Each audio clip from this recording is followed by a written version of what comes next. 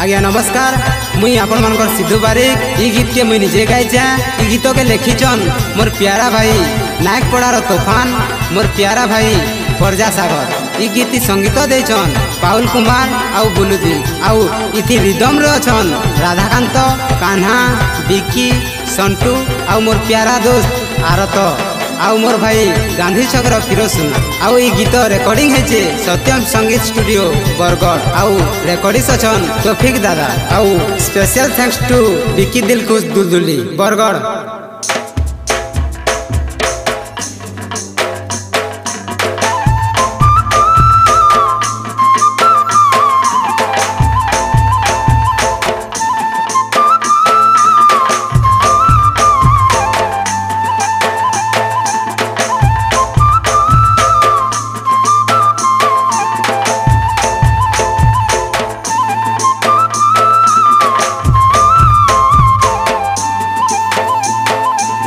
बरसर पहला होली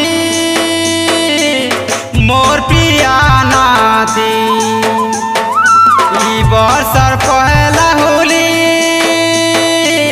आसिचे सुना नाथी।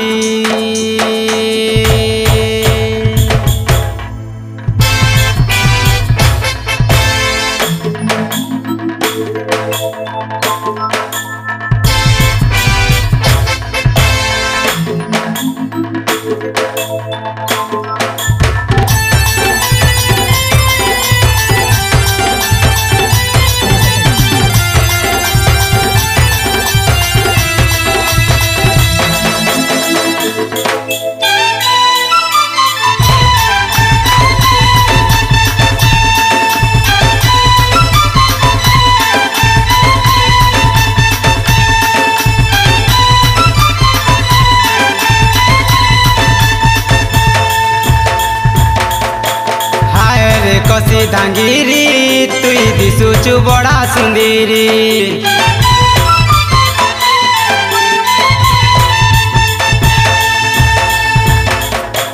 हाय रे कसी धांगिरी तुई दिशुचु बड़ा सुंदरी।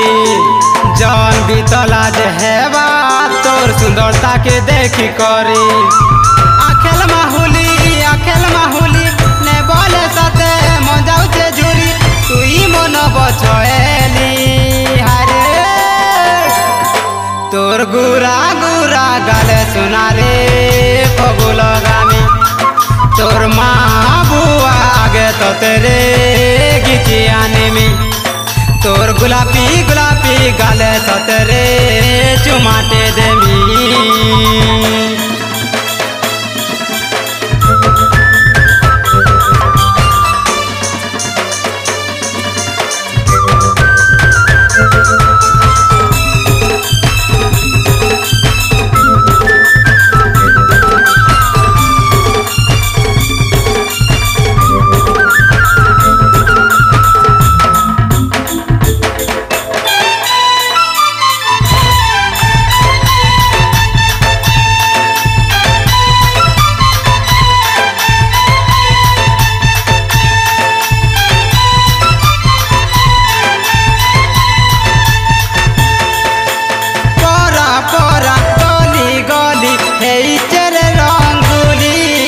खेलू चरे फगुली तोर देखा पहले घाय मंजी बारे चहली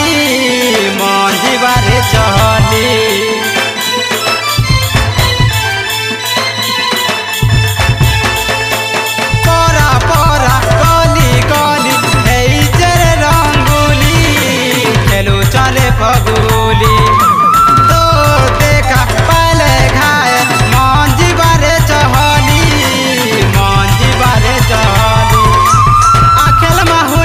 आखेल माहुली ने बोले सते मजाऊ से झुरी। तुई मन बचैली हारे तोर गुरा गुरा गाले सुनारे फगुल गामी।